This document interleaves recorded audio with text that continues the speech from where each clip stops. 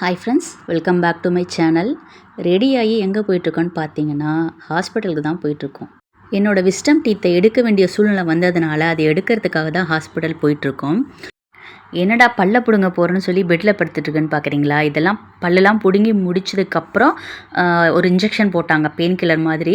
ஆக்சுவலாக பல்லு பிடுங்கிறதுனா நார்மலான பல்லு பிடுங்குற மாதிரி எனக்கு எடுக்கல, ஒரு சின்ன மைனர் சர்ஜரி மாதிரி எனக்கு பண்ணியிருந்தாங்க. ஏன்னா எனக்கு அந்த டீத் வந்து ரொம்ப லாஸ்ட்டில் இருந்தது, அது இல்லாமல் அதனுடைய டைரக்ஷன் ஃபுல்லாக சேஞ்ச் ஆகிருந்தது. அதனால் அது ஒரு மைனர் ப்ரொசீஜர் மாதிரி தான் பண்ணி எடுத்தாங்க. அதனால தான் அந்த பெயின் கில்லர் இன்ஜெக்ஷன் அதுக்கப்புறம் போட்டாங்க. அந்த கிளிப்பிங்ஸ் தான் அது.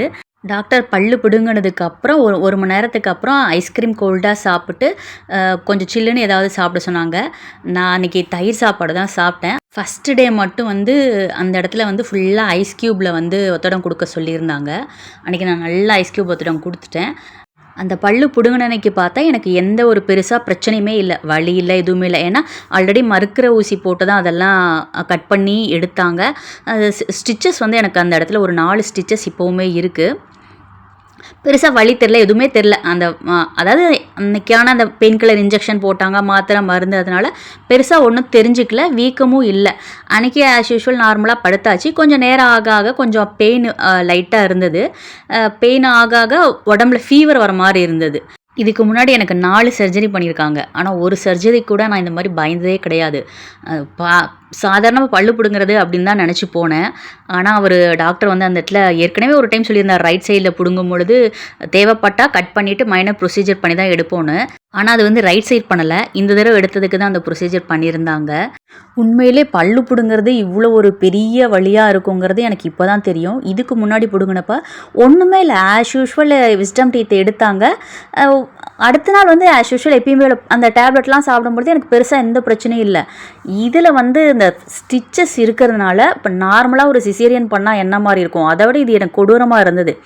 ஏன்னா அந்த நர்வ்ஸோட கனெக்டாக இருக்கிறதுனால அந்த கண்ணு ஏரியா, கண்ணுக்கு பக்கத்தில் இருக்க எங்கெல்லாம் நர்வ்ஸ் போகுதோ பின்னாடி மூளை வரைக்கும் அந்த இடம் வந்து எனக்கு வலி இருந்துக்கிட்டே இருந்தது. செகண்ட் டே தேர்ட் டேலாம் என்னால் சமைக்கவே முடியல.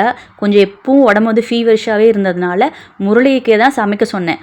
முரளி செஞ்ச சமையல் தான் இதெல்லாமே. ஒரு நாளைக்கு சமைக்க சொன்னால் 3 நாளைக்கு தேவையான அளவுக்கு சாம்பாரை செஞ்சு வச்சுட்டாங்க. சாம்பார் இல்லை, அது வெறும் பருப்பு தான்.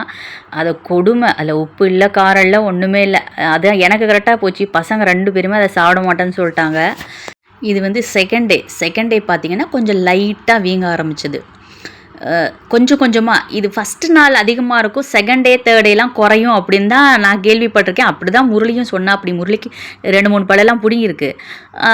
எனக்கு இதுக்கு முன்னாடி எடுத்தப்போ அந்த மாதிரி தான் இருந்துச்சு. ஆனால் எனக்கு டிஃப்ரெண்ட்டாக என்னடா செகண்ட் டே தேர்ட் டேலாம் இருக்க கண்ணெல்லாம் பெருசாகுதே அப்படின்னு பார்த்தா, நான் வந்து அன்றைக்கி சர்ஜரி மைனர் ஸ்மால் ப்ரொசீஜர் பண்ணியிருந்தாங்கல்ல, அன்றைக்கி வந்து நான் வந்து மெடிசன்லாம் வாங்க போகல. நான் ஒரு இடத்துல உட்காந்துட்டு இருந்தேன். முரளி தான் போயிட்டு வாங்கிட்டு வந்துட்டு சாப்பிட்டதுக்கப்புறம் மெடிசன் எடுத்து கொடுத்தது எல்லாமே முரளி. ஆக்சுவலாக வந்து ஆன்டி இன்ஃப்ளமேட்டரியை வந்து பெயின் கில்லர் அப்படின்னு முரளி சொன்னதுனால, இல்லை எனக்கு தேவைப்படாது, நான் அதிகமாக பெயின் கில்லர் எடுக்க விரும்பலை, நிறைய ஆல்ரெடி பெயின் கில்லர் எடுத்தாச்சு, நான் வேண்டாம் அப்படின்னு சொல்லி விட்டுட்டேன். அது வந்து ஆக்சுவலாக வந்து பெயின் கில்லர் இல்லையா, ஆன்டி இன்ஃப்ளமேட்டரி பவுடராம். அதை ஒன்று நான் எடுக்காமல் விட்டதுனால கண்ணை முழுக்க செகண்ட் டே தேர்ட் டேலாம் லைட்டாக கொஞ்சம் கொஞ்சமாக வீங்க ஆரம்பிச்சிருச்சு. 4th டே டாக்டர் வந்து நார்மலாகவே ஃபாலோ அப் வரணும் அப்படின்னு சொல்லியிருந்தார். டாக்டர்கிட்ட போய் சொன்னதுக்கப்புறம், ஐயோ நீங்கள் அதை எடுக்காமல் இருக்கக்கூடாது, அதை எடுக்காமல் விட்டால் வேறு ஏதாவது பிரச்சனைகள் வரும், அது வந்து சொல்கிறது பெயின் கில்லர்னு சொல்லுவாங்க, ஆனால் அதனுடைய ஃபங்க்ஷன் வந்து ஆன்டி இன்ஃப்ளமேட்டரி தான் மெயினாக இருக்கும், அது நீங்கள் கண்டிப்பாக எடுக்கணுன்னாரு.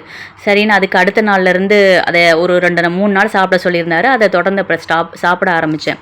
ஆனால் அந்த கட் பண்ண இடத்துல எனக்கு எந்த வீக்கமோ பெயின் கூட லைட்டாக தான் இருந்தது. ஆனால் அந்த கண்ணா இருக்க ஏரியாவில் தான் பயங்கரமாக குண்டாக வீங்கி போய் ரத்த கட்டாகி கலரெல்லாம் ரெட்டு கலரில் சேஞ்ச் ஆகி பல்லு பிடுங்கினது ஒரு இடத்துல, வலி வந்தது ஒரு இடத்துலன்னு பயங்கரமாக இருக்குது. நான் எங்கே இன்ஃபெக்ஷன் ஆகிடுமோ அப்படின்னு சொல்லி நான் ரொம்பவே பயந்துகிட்டே இருந்தேன். இப்போவுமே பயமாக தான் இருக்குது.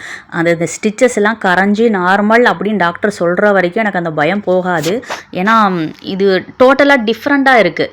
இது என்னதுக்கு இப்படி வாயை வச்சுட்டுக்குன்னு பார்த்தீங்கன்னா, டாக்டர் வந்து இந்த மாதிரி சால்ட் வாட்டரை போட்டுட்டு வாயில் ஹோல்டு பண்ண வச்சு அந்த இன்ஃப்ளமேஷன் குறையிறதுக்காக வாயில் கொஞ்சம் 1 நிமிஷம் ஹோல்டு பண்ணிவிட்டு அப்புறம் கீழே அப்படியே துப்ப சொன்னார். இது மாதிரி எனக்கு கொஞ்சம் நிறையா பண்ணுங்க அப்படின்னாரு. கண்ணை வீக்கெல்லாம் ஓரளவு குறைஞ்சிருச்சு. ஆனால் அந்த ரெட் கலரில் கொஞ்சம் கொஞ்சமாக அந்த ரெட் கலர் வந்து ஃபார்ம் ஆச்சு எனக்கு அந்த கன்னத்தில். பல்லு பிடுங்கினது பார்த்தீங்கன்னா அந்த லாஸ்ட்டில் கன்னத்துக்கு பக்கத்தில் அவ்வளோ உள்ளே இருந்தது அந்த பல்லு. ஆனால் அந்த ரெட் கலரில் ஃபார்ம் ஆகுது பார்த்தீங்கன்னா அந்த சின்னில் ஃபார்ம் ஆகிருக்கு. அது ஏன்னா அந்த ப்ரொசீஜர் பண்ணும்போது ஹார்டாக அந்த இடத்த டச் பண்ணாங்களா இல்லை வேறு ஏதாவது நடந்திருக்கும், இல்லைனா அந்த இடம் வந்து கருப்பாக மாறாது எனக்கு. டாக்டர் வந்து ஒரு பேஜே பிரிண்ட் அவுட் எடுத்து கொடுத்து அந்த ப்ரொசீஜர் முடிஞ்சதுக்கப்புறம் ஒரு பேஜ் ஃபுல்லாக இன்ஸ்ட்ரக்ஷன் அதை கொடுத்து அதை அப்படியே ஃபாலோ பண்ண சொன்னார். அது எல்லாமே ஃபாலோ பண்ணணும் பல்லை பொறுத்த வரைக்கும். மற்ற இதுக்கு ஃபாலோ பண்ணுறோமோ இல்லையோ, ஆனால் கம்பல்சரி ஒன்றை கூட மிஸ் பண்ணக்கூடாது. ஏன்னா இதில் வந்து சைட் எஃபெக்ட்ஸ் வந்து டிஃப்ரெண்ட்டாக வரும் மாதிரி தெரியுது எனக்கு. அப்படி சப்போஸ் சரியாக அந்த இன்ஃப்ளமேஷன் நிறைய இருந்தால் நீர் கோத்துக்குன்னு சொன்னார். எனக்கு இப்போ கண்ணில் அந்த மாதிரி தான் ஃபீலிங்ஸ் இருக்குது. இருந்தாலும் பெட்டராக தான் இருக்குது. நான் சமைச்சு 4 நாளைக்கு அப்புறம் தான், ஒரு 4வது நாள் தான் எந்திரிச்சு பசங்க 2மே சாப்பிட மாட்டேன்ட்டாங்க. அதனால் நானே எந்திரிச்சு கீரை கூட்டும் உருளைக்கிழங்கு பொரியலும் பண்ணியிருந்தேன். அடுத்து நான் என்ன பண்ணுறேன்னு பார்த்தீங்கன்னா 2 in 1 பண்ணிட்டுருக்கேன். அதாவது சக்கரவள்ளி கிழங்கு அப்படியே ஒரு வாரமாக ஃப்ரிட்ஜில் கிடந்தது. அதை வேக வச்சு பிள்ளைங்களுக்கு கொடுத்துட்டு அந்த ஹீட்டு அது மேலே ஒரு காட்டன் துணியை வச்சு நல்லா அது ஹீட் ஆனதுக்கப்புறம் எடுத்து மசாஜ் மாதிரி கொடுத்துட்ருந்தேன். ஃபஸ்ட் நாள் மட்டும்தான் ஐஸ் பேக் வைக்கணும். அதுக்கடுத்து எல்லா நாளும் இந்த மாதிரி ஹீட்டில் தான் வைக்க சொன்னாங்க. அது அந்த நர்வ்ஸ் எல்லாம் ஐஸ் வைக்கும் போது இழுக்கும்ல, அந்த மாதிரி இல்லாமல் இருக்கிறதுக்காக ஹீட்டு தான் வைக்கணும். அதனால் இந்த மாதிரி ஹீட் பேக், அந்த ஹாட் வாட்டர் பேக் வாங்கிட்டு வந்தேன். அதெல்லாம் எனக்கு செட் ஆகலை. அது ஏதோ ஹீட்டாக லைட்டாக இருக்க மாதிரி அதனோட ப்ராசஸிங் கொஞ்சம் லேட்டாகிற மாதிரி இருக்குது. ஆனால் இந்த மாதிரி ஹீட் எடுத்து வச்சோன்னு பார்த்தீங்கன்னா பயங்கரமாக ஹீல் ஆகுது. உடனே அந்த வலி வந்து டக்குன்னு குறையிற மாதிரி இருக்குது. நல்லா எதமாக இருக்குது. அந்த ஸ்வெல்லிங்கும் ஓரளவுக்கு நல்லா குறைஞ்சிருச்சு இந்த மாதிரி வைக்கும்பொழுது. இந்த மாதிரி நான் சமைக்கும் பொழுதுலாம் எந்த பாத்திரமோ அந்த பாத்திரத்தில் துணியை வச்சு இந்த மாதிரி கொடுத்துக்கிட்டே இருந்தேன். கிச்சனில் தான் இருக்க மாதிரி இருக்குது இந்த பல்லு பிடுங்கினதுலேருந்து. ஏன்னா இந்த மாதிரி சால்ட் வாட்டரில் அடிக்கடி கொப்பளிக்க சொன்னார். அதை பண்ணணும். அப்புறம் இந்த மாதிரி ஹீட்டு வைக்கணும். அப்புறம் மாத்திரை முழுங்கணும், சாப்பிடணும். இதே வேலை கண்டினியூஸாக நடந்துகிட்டே இருக்குது. கிச்சனில் மோஸ்ட்லி இருக்க மாதிரி இருந்துக்கிட்டே தான் இருக்குது. எனக்கு பல்லு பிடுங்கி இருக்கிறது கரெக்டாக இந்த இடம். அந்த ரெட்டு கலரில் ஃபார்ம் ஆனதெல்லாம் இங்கே வலியெல்லாம் எனக்கு இங்கே இந்த இடத்துல இல்லவே இல்லை. இங்கே தான் அந்த ரத்தக்கட்டு பயங்கரமாக இருந்தது. இதெல்லாம் குறைஞ்சிருச்சு. இன்னும் இந்த இடம் மட்டும் கலர் சேஞ்ச் ஆகணும். எதுக்காக இந்த விஸ்டம் டீத்தை எடுத்தே ஆகணும்னா கம்பல்சரி இதை எடுத்துருங்க. ஏன்னா நான் பண்ண தப்பை நீங்கள் பண்ணிடாதீங்க. என்னை வந்து ஒரு 3 வருஷத்துக்கு முன்னாடி எடுக்க சொல்லிட்டாங்க. ஆனால் நான் எடுக்கலை.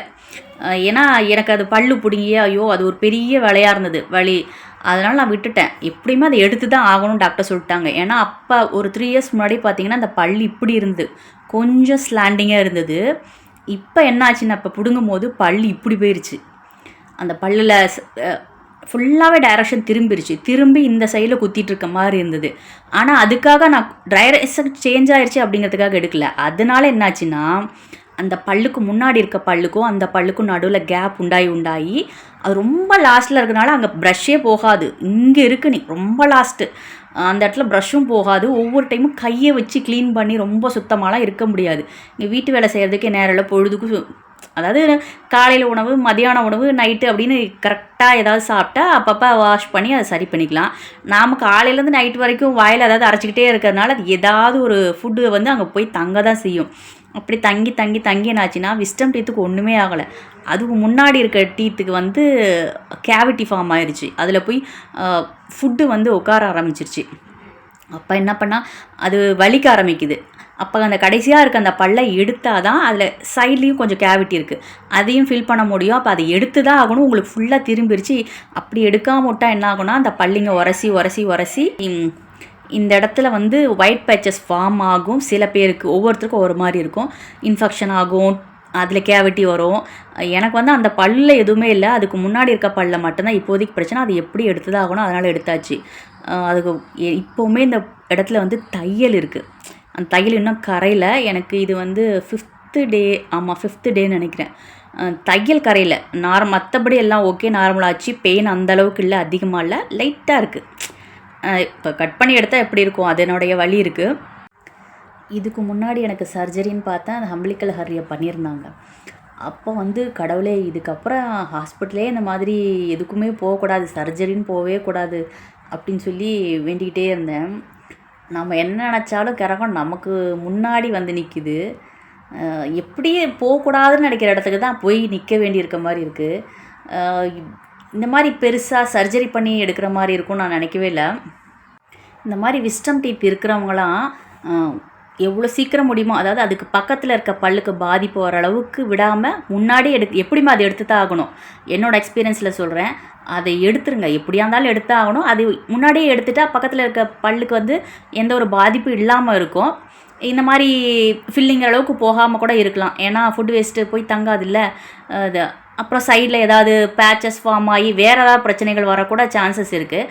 அதனால் அது முன்னாடியே எடுத்துறது தான் நல்லது. ஆனால் இந்தளவுக்கு கட் பண்ணி ஒரு 4 தையல் போட்டு எடுப்பாங்கன்னு நான் நினைக்கல. உள்ளே அந்த தையல் அந்த பக்கமும் பல்லு விளக்கும் போதோ ஃபுட்டு சாப்பிடும் போதோ அந்த பக்கமும் இந்த பக்கமும் அந்த தையல் போயிட்டு வருது. வெளியில் இப்போ எங்கேயாவது கட் பண்ணோன்னு வச்சுக்கோங்களேன், அது பாட்டுக்கு இருக்க நம்ம உள்ளே சாப்பிட்டுட்ருப்போம். ஆனால் இங்கே கட் பண்ணது தையல் போட்டது எல்லாமே உள்ள கொடுமையாக இருக்குது. எனக்கு மொத்தம் 3 விஸ்டம் டீத், ஒன்றே ஒன்று மட்டும் முளைக்கல பாவம், மீதி எல்லாமே முளைச்சிருச்சு. ஏன்னா நான் அந்த இடத்துல தான் மோஸ்ட்லி நான்வெஜ் சாப்பிடும் பொழுது அந்த இடத்துக்கு தான் நான் சாப்பிடுவேன். இப்போவுமே அப்படி தான் சாப்பிடுவேன். அந்த ஆக்டிவிட்டி இருக்க தான் எனக்கு அந்த 3 டீத், இந்த சைடு இந்த சைடுன்னு நினைக்கிறேன், கீழே ஒன்று இருக்குது. அதனால் எதுவும் பிரச்சனை வராதுன்னு நான் நினைக்கிறேன். இப்போ வரைக்கும் மேலே இருக்க 2மே பிரச்சனை வந்து 2 எடுத்தாச்சு. கீழே ஒன்றே ஒன்று இருக்குது, ஒன்று மட்டும் முளைக்கல. 3 டீத்து. யாரெல்லாம் இந்த இடத்த அதிகமாக யூஸ் பண்ணி கறியை நல்லா மென்று சாப்பிட்றாங்களோ மோஸ்ட்லி அவங்க எல்லாத்துக்குமே கண்டிப்பாக விஸ்டம் டீத் இருக்கும். இல்லை கறி சாப்பிடாதவங்களுக்கெல்லாம் வராதானா எனக்கு தெரியல. ஏன்னா நான் வந்து அந்த இடத்த அதிகமாக யூஸ் பண்ணுறதுனால எனக்கு 3 டீத் வந்து விஸ்டம் டீத் முளைச்சிருக்கு. நார்மலாக அது ஜெனட்டிக்காக வரும்னு தான் சொல்கிறாங்க. இன்னும் பரிமாண வளர்ச்சியில் இன்னும் நாள் ஆக அடுத்த ஜென்ரேஷனில் அது கொஞ்சம் கொஞ்சமாக அழிஞ்சிரும், இனிமேல் விஸ்டம் டீத் வராது அப்படின்னு சொல்லி வராமல் அப்படியே கொஞ்சம் கொஞ்சமாக அடுத்த ஜென்ரேஷன் மாற அதை அதிகமாக யூஸ் பண்ண மாட்டாங்கள்ல. அந்த காலத்துலலாம் கறியை நல்லா அப்படி பச்சைக்கறியை இழுத்து நல்லா சாப்பிட்றதுக்காக நமக்கு ஜெனட்டிக்காக அந்த இடத்துல இருக்குமா. இப்போ நாள் ஆக நிறைய பேர்த்துக்கு அது இருக்காதான். யாரெல்லாம் அந்த இடத்த அதிகமாக யூஸ் பண்ணுறாங்களோ அவங்களுக்குலாம் அதை இருக்கும் அப்படின்ற மாதிரி டாக்டர் சொன்னாங்க. எனக்கு தெரியும், இப்போவுமே நான் அந்த இடத்த அதிகமாக யூஸ் பண்ணுவேன். இந்த இடத்துல தான் கறியை சாப்பிடுவேன். அதனால எனக்கு அந்த டீத் வந்திருக்கலாம். 3 டீத்துமே எனக்கு இருக்குது, ஒன்று மட்டும் முளைக்கல. இந்த தையெல்லாம் கரைஞ்சி அந்த புண்ணெல்லாம் நல்லா ஹீல் ஆகிடுச்சு அப்படின்னு டாக்டர் சொல்கிற வரைக்கும் எனக்கு பயம் போகாது. நிறைய விஷயங்கள் நினச்சி நான் பயந்துட்டுருக்கேன். நான் அதெல்லாம் சொல்லி உங்களை பயப்படுத்த விரும்பல. ஐ ஹோப் எல்லாம் சீக்கிரம் சரியாயிடும்னு நினைக்கிறேன். 5 நாள் ஆச்சு.